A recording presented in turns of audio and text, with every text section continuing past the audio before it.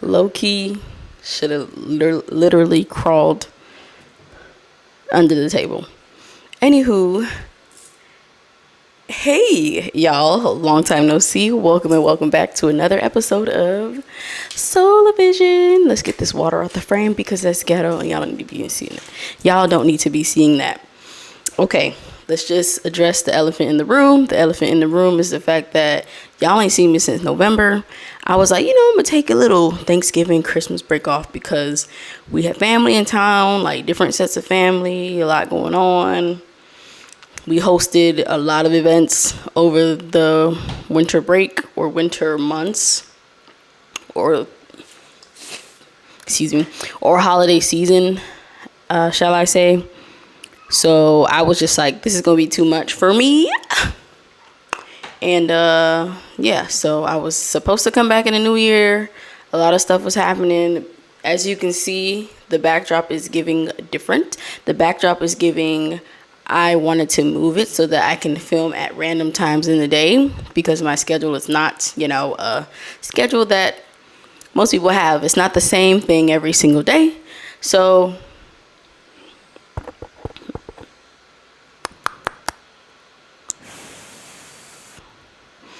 I'm sorry. I'm trying to check the mic. Hello. Okay, sorry.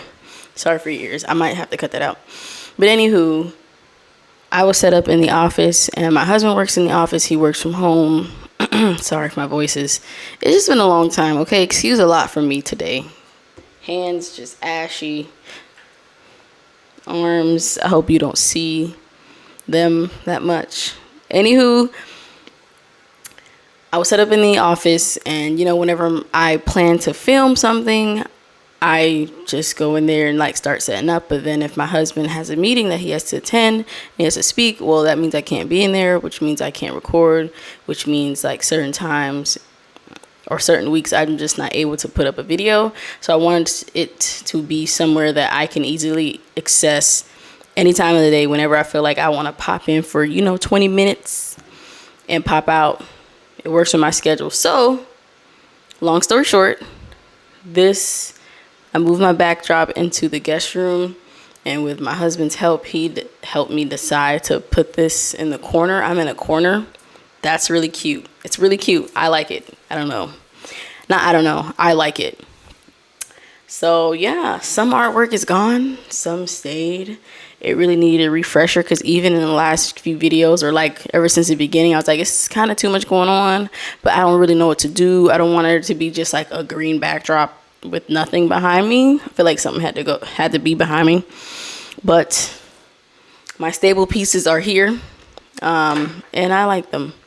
So yeah, what's been going on with me? Honestly, like I said, the season of Christmas and Thanksgiving were busy, but it was really great because I got to enjoy family. It was Chris's side of the family, which is my husband. That was my husband's side of the family, which is cool. He has sisters that live up here, and it's nice when we all get together. So yeah, and then I have family coming in March, which has nothing to do with today, but I just felt like I had to say it. Thanksgiving was great. It was a little different from how we normally do Thanksgiving, but it was great. I think I'll add some tweaks to it, and we'll do something similar next year. Christmas, we did a Christmas Eve brunch, and that is our annual brunch at this point.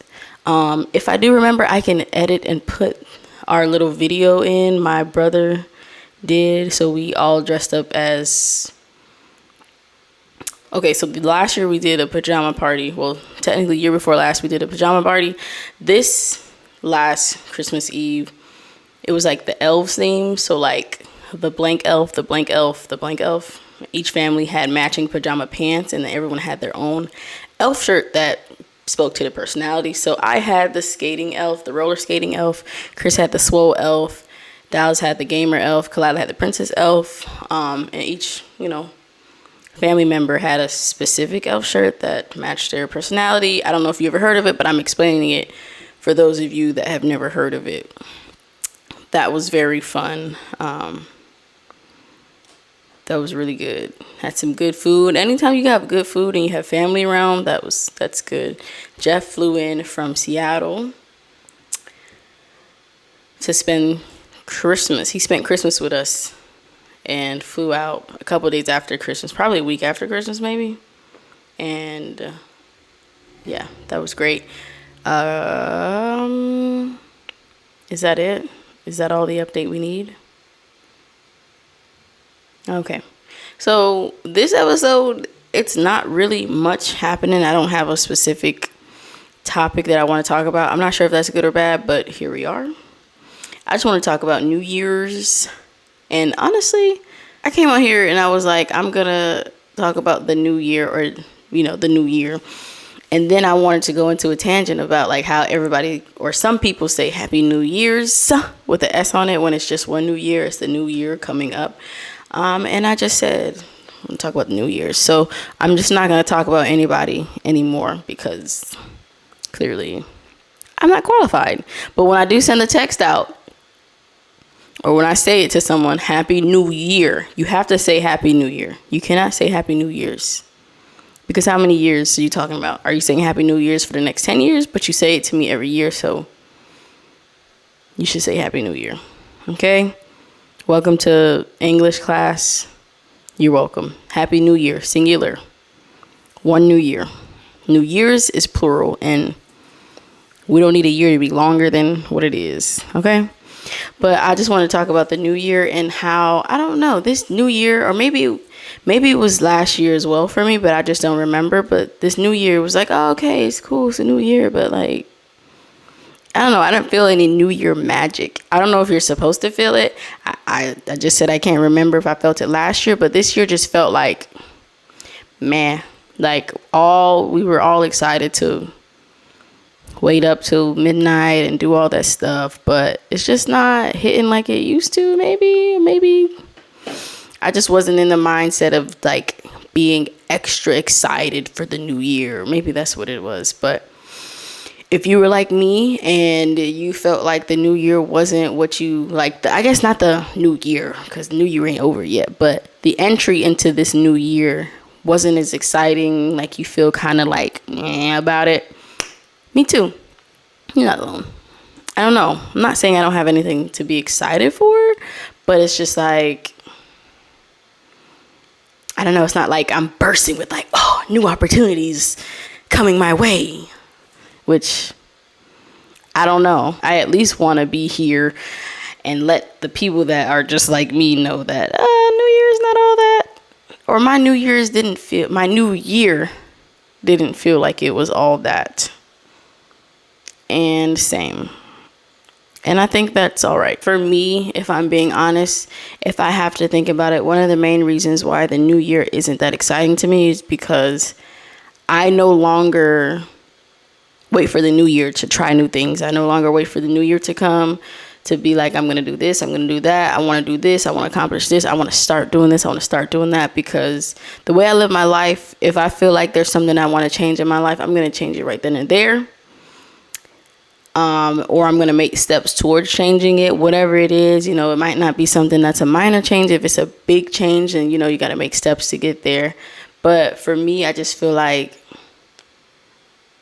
for the people that need to do that for New Year's, do that for sure, if you feel like you need to. But since I don't do that, the New Year and like New Year's resolutions are a little different for me. Yes, I still do New Year's resolutions, yes, I still do New Year's resolutions, because there are some things that you just like, this is how I want this year to be. But as far as like, I'm going to start working out in the new year, that kind of regular stuff, like I don't see that. Like mid-year, if I feel like I haven't been working out like that, I'm going to start working out kind of thing.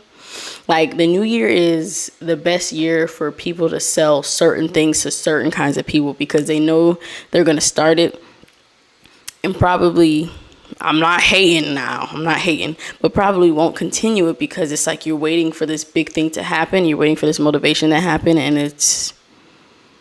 you're the same. It's just another day into a new year. Like the year changes, but you're not gonna, I don't know how to explain it, but a lot of companies make a lot of money because You start every new year saying you're going to do this thing, you're going to do this thing, and that thing might require you to renew something or buy something each and every year. So they know who to target every single year. Y'all making these people money for no reason. I feel like if I'm going to spend my money, then guess what?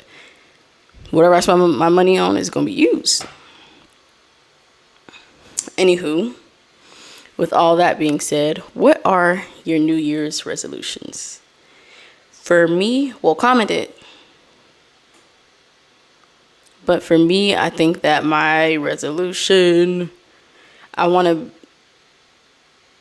be more, what's the word? Financially smart. If you guys don't know, I am a homeschooling mother. So I would just like to work on having more patience, because I feel like we can all have that. Being that the role of a homeschooling mom is also intertwined with being a stay-at-home mom. So it's like there's all the regular stuff that stay-at-home moms do, plus now your teacher sometimes is wild. So patience. And I think just being open for anything that happens or any opportunity that might arise. I feel like I have more, and maybe I should have wrote them down. But oh, there's things about my character. I feel like most of the things that I want to accomplish are within, because I feel like I can always be a better person.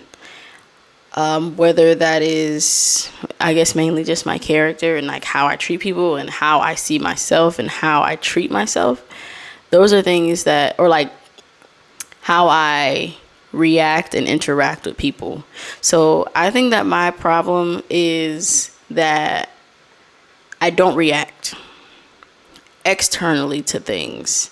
I react internally to things and forget that I don't react externally. So the people around me don't really know, not people around me, not people I'm close with, but people that are not in my circle and that may, disrespect me on the sly. I don't say anything.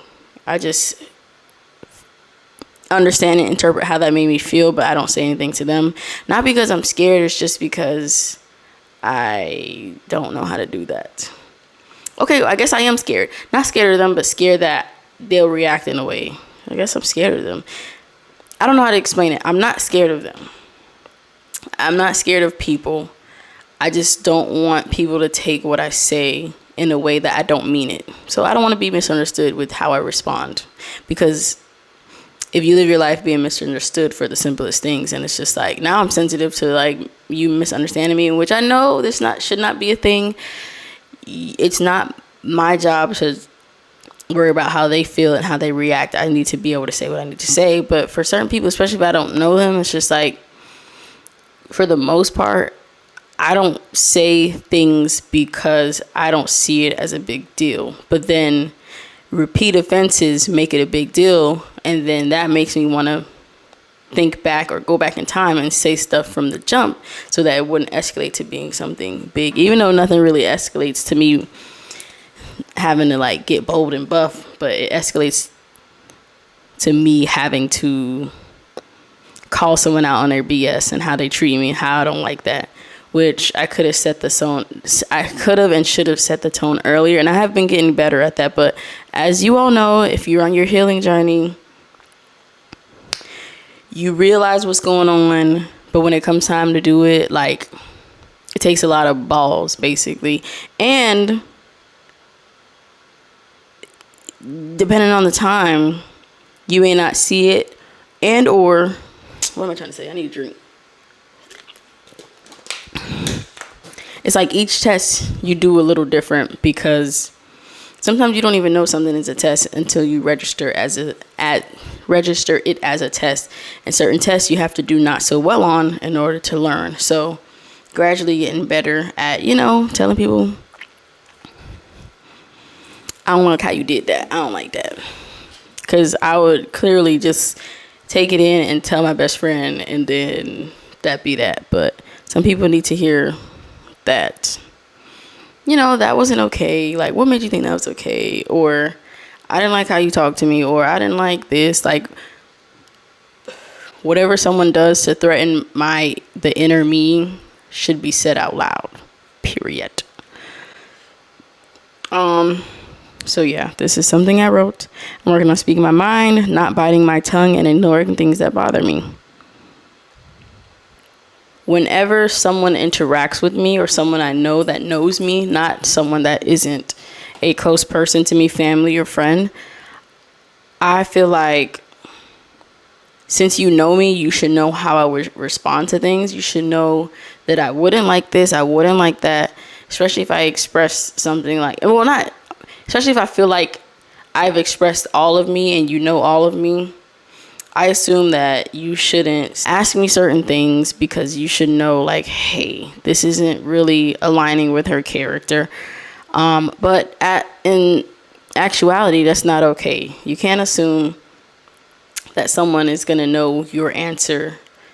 But what you can do is just put up your boundary. And your boundary is not something that has to be like, hey, get away from me, I don't like that. It could just be like, no. I assume that my friends shouldn't make me say no.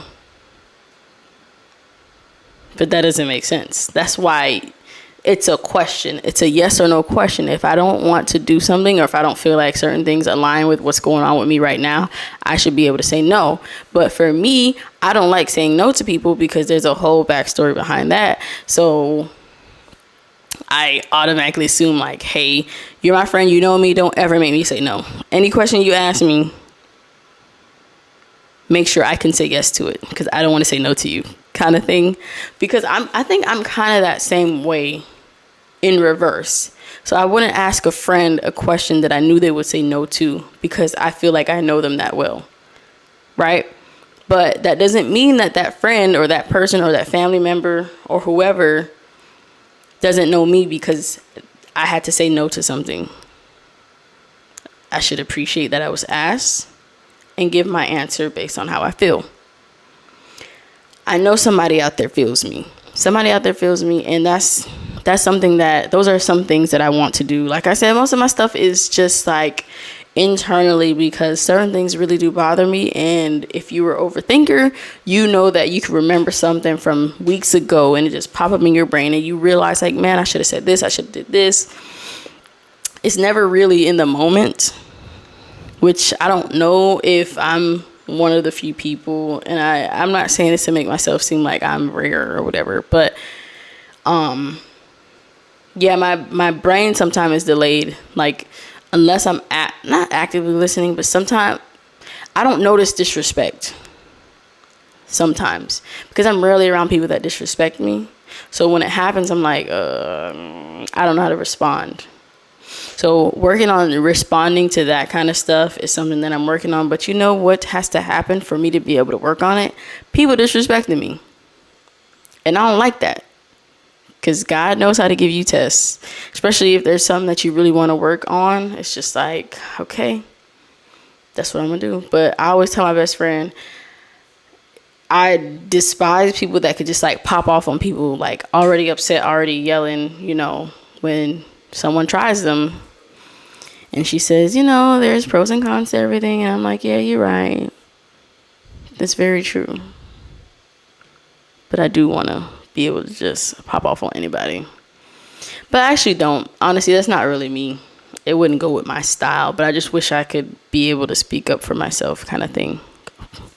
So, yeah, I've been on this thing of reading more, journaling as well. So I'm reading this book called It Didn't Start With You. And it says, it didn't start with you. How inherited family trauma shapes who we are and how to end the cycle. Purple phone case, very cute. Hopefully it's not showing up as dirty. It's a little mark on there. It's a couple little marks on there. All right, whatever. Don't matter. But really, really, really good book. It talks about how literally, the title says it, but it's talking about how trauma is passed down through generations, and not in the way that we think. Like, whenever we talk about trauma, whenever I have ever talked about trauma, I've always talked about, going to your childhood. What's this? What's that? What's that? What's this? And there are certain things that we don't know where it could pinpoint from in our childhood. Well, actually, it could be from DNA from like your great grandparents or your grandparents. I think it only goes 3 generations, apparently.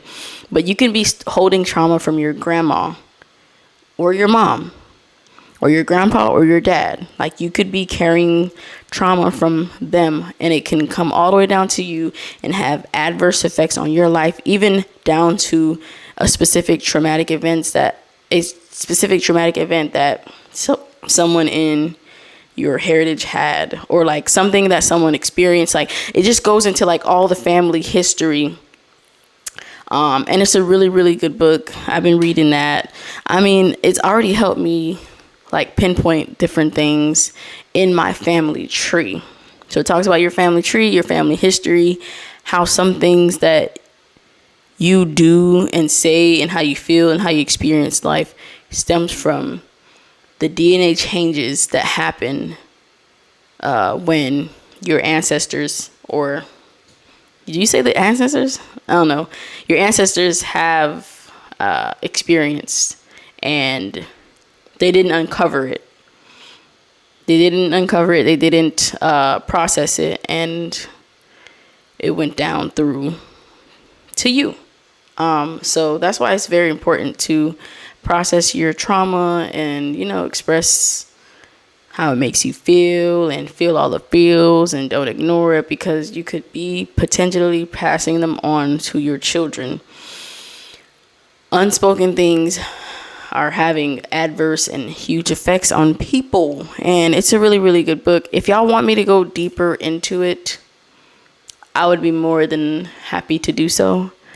But for now, no one asked, so I won't. But it's so interesting, like so. It's in my realm of, kind of wanting to learn. And I really don't like learning. I'm not saying I don't like learning, but I don't like research kind of things. But the author is like a psychologist or psychiatrist. And yeah, he's talking about some of his clients and how he linked some of their trauma to their grandparents. And it was pretty dope. So like I said, do I want to give this example? How much time I got? 15 minutes. I feel like I might be able to, but there is this guy. There's this guy. He was 19 years old, and out of nowhere one night, he just like jumped out of bed, and like he was freezing cold. He couldn't keep himself warm. He was just going around like frantic, and he was scared to sleep. He didn't understand why. Also, forgot to say that it was 3 a.m. Okay? So, ever since then, he hasn't been able to go to sleep at night. So he went to see his psychologist, psychiatrist, whichever. I'm going to just say psychologist. And the psychiatrist was like asking him about stuff in his childhood. He was like, no. And then the psychologist asked, like, has anyone in your family experienced something like this, like freezing temperatures or like something like that? He was like, actually, my granddad, he was like cutting power lines or fixing power lines in a blizzard, and he froze to death, basically. I can't remember if he fell and froze to death, but he froze to death. And so that explains how he was like shivering and cold and couldn't keep himself warm. But what explained him being scared to go to sleep is literally the grandpa being scared to sleep, because he knew that sleep meant that he was going to die. I was like, what in the world? What? Crazy. Because the grandpa was 19 years old at the time. See, I'm messing the story up. See, I'm not a good storyteller. It's either your grandpa or the grandpa's brother. I feel like it's the grandpa's brother. And that trauma that it caused the grandpa's brother, which is his grand uncle. We just call him uncle. The trauma it caused the uncle is what was passed down to him too, because I guess he just knew the facts, and like maybe he felt the pain of his brother, and it trickled down 2 generations to this guy. So yeah, The uncle was 19. The guy that couldn't fall asleep, 19 years old. Uncle died 3 a.m. Him waking up at 3 a.m. Crazy how specific it is. So he gives very specific examples on how certain things affect generations down the road. It's not just like how we normally think, like socially, and how we're treated and how our parents did us. It's not only that, which that does have an effect, but it's not only that. It's in our DNA, because what I also learned is while babies are in the womb, whatever stress mom is having, that baby's having. And the baby is born to be able to survive in that stress. It's literally switching up stuff, okay? Go read the book. This is not sponsored. I wish it was sponsored. But I want to get more into reading. I want to get more into journaling. And making sure that I, do the things I need to do. But I think, how much time I got left? I don't know how much time I've been recording. But y'all put y'all resolutions down below, or not if you don't want to. I don't know. I just really like how this setup is setting up. Oh, also, I should have said this in the beginning. Apologize. Like, this is a New Year's post, but like this gonna be going up the last week of January. It is what it is. I honestly tried to get this up today because today is Thursday and that's normally when I upload. I was trying to get it up today, but like trying to rush and record all that stuff. Like, I'm not doing anything I gotta rush to do. I'm not taking out of time for anybody else to do things things that I don't want to say want to do, but like something like this, I need to plan out and make sure I have time to do. I don't like to rush. Okay. So I guess next episode we'll just finish off, or not, start back where I need periods in the words I say, in the sentences I say out loud. I need periods because I'm moving too fast. Okay. This is what me and my son are working on in reading, pausing at periods, and I can't even do that out loud because I'm so excited. Anywho, the next video we will continue where we left off in November, because apparently your girl wrote something down and it's talking about something kids are, I'm reading this upside down, not malleable. Okay, I know where it's going. So yeah, thank you guys so much, so much, like so much for tuning in.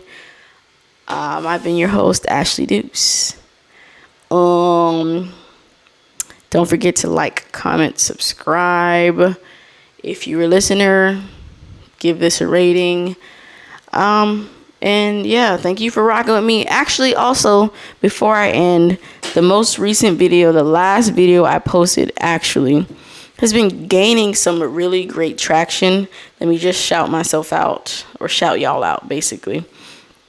So the last video, You're Not Lazy, You're Destined to Procrastinate, on the streaming side, or the listeners, or the audio side, it got 104 plays, which